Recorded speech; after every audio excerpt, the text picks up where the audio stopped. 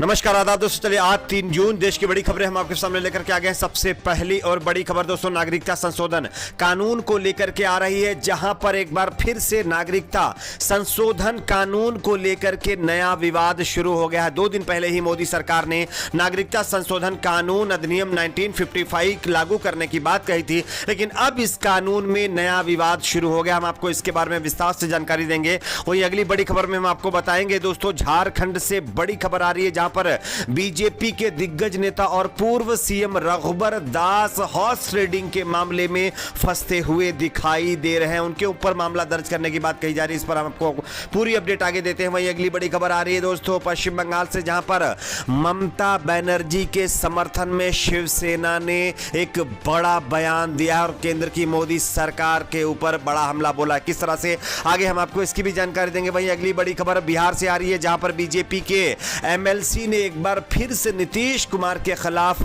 बगावत कर दी और नीतीश कुमार को जेल भेजने तक की बात कह दी है। किस तरह से, कौन है वो एमएलसी और आगे क्या इस पर होगा, हम आपको विस्तार से बताएंगे। वहीं अगली बड़ी खबर में हम आपको बताएंगे दोस्तों, इजराइल के पीएम बेंजामिन नेतन्याहू सत्ता से बाहर हो गए हैं। उनकी कुर्सी चली गई है। इजराइल के अंदर एक नए पीएम बनने जा रहे हैं। कौन है वो पीएम, कितनी वोटों से नेतन्याहू हारे, हम आपको इसकी भी जानकारी देंगे। वहीं अगली बड़ी खबर में हम आपको बताएंगे दोस्तों, देश में दूसरे कोरोना लहर को लेकर के जिस तरह से और जितनी तादाद में कैजुअलिटी हुई है, इस मामले पर एक बड़ा खुलासा हुआ है, जिसके बाद सरकार के जो आंकड़े हैं, जो डाटा है, उसके ऊपर भी सवालिया निशान खड़े हो गए हैं। हम आपको इसकी भी जानकारी देंगे। वहीं अगली बड़ी खबर में हम आपको बताएंगे दोस्तों, दूसरी लहर कोरोना आने के बाद अब तीसरी लहर भी देश में आ सकती है। इसको लेकर के वैज्ञानिकों ने बड़ा खुलासा कर दिया। हम आपको इसके बारे में भी विस्तार से जानकारी देंगे। उससे पहले एक छोटी सी रिक्वेस्ट आपसे करेंगे, आप इस वीडियो को लाइक करके चैनल को सब्सक्राइब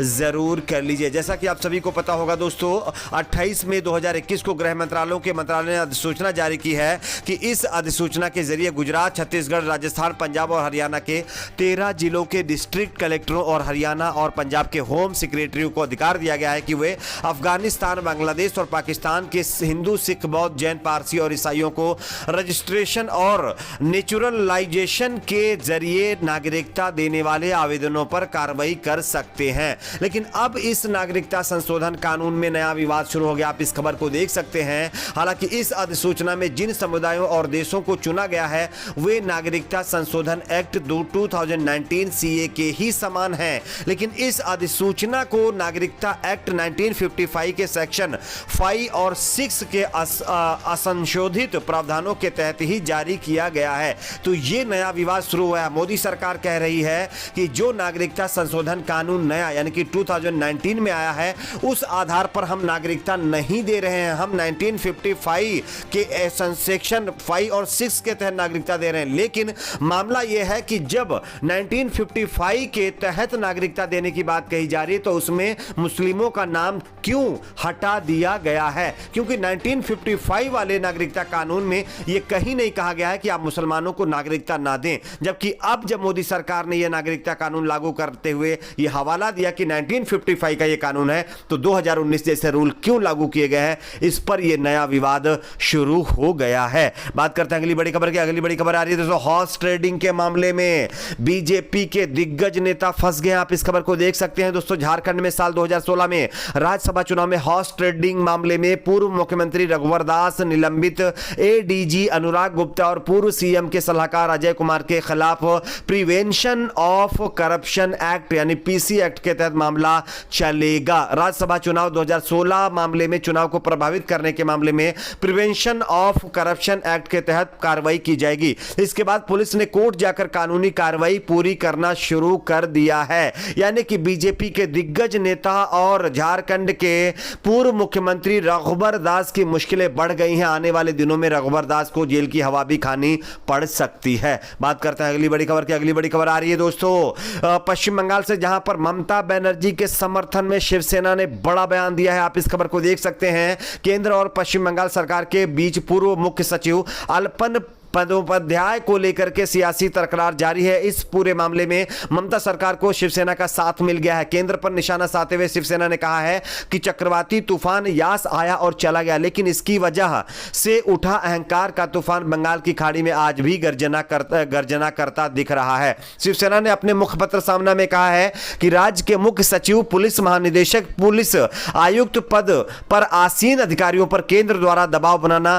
तर्कसंगत नहीं है। हमारे पास एक संघीय राज्य प्रणाली है, मेरा मतलब है एक संघीय व्यवस्था है, लेकिन राज्य केंद्र या संघ के गुलाम नहीं है। शिवसेना ने पूछा, जिन राज्यों ने आपकी पसंद की सरकार है लेकिन राज्य, केंद्र या संघ के तौर पर आप काम नहीं कर रहे हैं, क्या वहां पर भी आप इसी तरह से अधिकारियों को बुलाएंगे, तबादले करेंगे अगर राज्य सरकार किसी को नियुक्त करती है तो? और इस मामले पर अब कहीं ना कहीं शिवसेना ने ममता बनर्जी का साथ दिया है। बात करते हैं अगली बड़ी खबर की। अगली बड़ी खबर आ रही है दोस्तों, बीजेपी के एक एमएलसी ने फिर से एक बार नीतीश कुमार के खिलाफ मोर्चा खोल दिया। आप इस खबर को देख सकते हैं। बीजेपी एमएलसी टुन्ना पांडे बीते कुछ दिनों से सुर्खियों में है। दरअसल मुख्यमंत्री नीतीश कुमार को लेकर दिए गए विवादित बयान के बाद जेडीयू नेताओं ने बीजेपी नेता के प्रति नाराजगी जाहिर की है।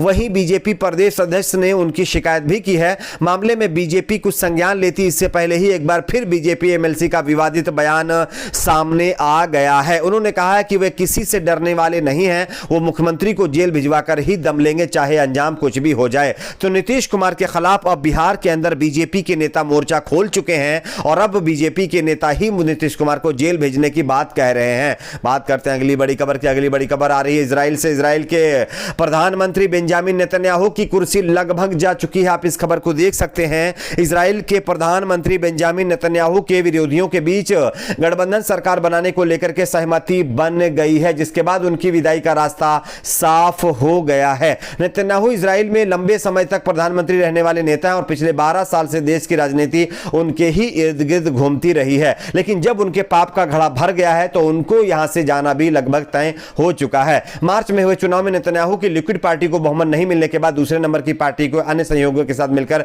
सरकार बनाने का निमंत्रण दिया गया था। उन्हें बुधवार 2 जून की मध्यरात्रि तक बहुमत साबित करना था और समय सीमा समाप्त होने के कुछ ही देर पहले विपक्षी नेता येर लेपिड ने घोषणा की है कि 8 दलों के साथ वो गठबंधन करके सरकार बनाने जा रहे हैं, जिसके बाद जो है बेंजामिन नेतन्याहू जो इजरायली पीएम अभी मौजूदा हैं, उनको बाहर का रास्ता दिखाना लगभग तय हो चुका है। बात करते हैं अगली बड़ी खबर की। अगली बड़ी खबर आ रही है दोस्तों, कोरोना पर हुई कैजुअल्टी के आंकड़ों में बड़ा घोटाला सामने आया है। आप इस खबर को देख सकते हैं। सरकार और जो है मीडिया के आंकड़े अलग अलग हो रहे। सरकार जहां एक तरफ कह रही है कि देश में पूरे यानी कि पहले और दूसरे फेज में 3 लाख के करीब टोटल कैजुअल्टी हुई है, जबकि जो रिपोर्ट सामने आ रही वो चौंकाने वाली है। आप देख सकते हैं इस खबर को। बताया जा रहा है कि कई अखबारों के अकॉर्डिंग इकोनॉमिस्ट मैगजीन के मुताबिक और कई और अखबारों के मुताबिक देश में 1.6 मिलियन, ये लगभग 16 लाख लोग यानी कि इस दुनिया से जा चुके हैं, लेकिन सरकार सिर्फ 3 लाख लोगों का ही आंकड़ा दे रही है। तो इस पर भी एक नया विवाद शुरू हो गया। बात करते हैं अगली बड़ी खबर की। अगली बड़ी खबर आ रही दोस्तों, कोरोना मामले पर तीसरी लहर और भी गंभीर हो सकती है। इसको लेकर के वैज्ञानिकों ने बड़ा ऐलान किया। आप इस खबर को देख सकते हैं। भारत में कोरोना संक्रमण की दूसरी लहर जितनी गंभीर हो सकती है, तीसरी लहर भी उतनी ही गंभीर हो सकती है। यह रिपोर्ट में खुलासा हुआ है। आपकी अपनी इस पर क्या राय है नीचे कमेंट बॉक्स में जरूर बताएं। वीडियो को लाइक शेयर, चैनल को सब्सक्राइब जरूर करें।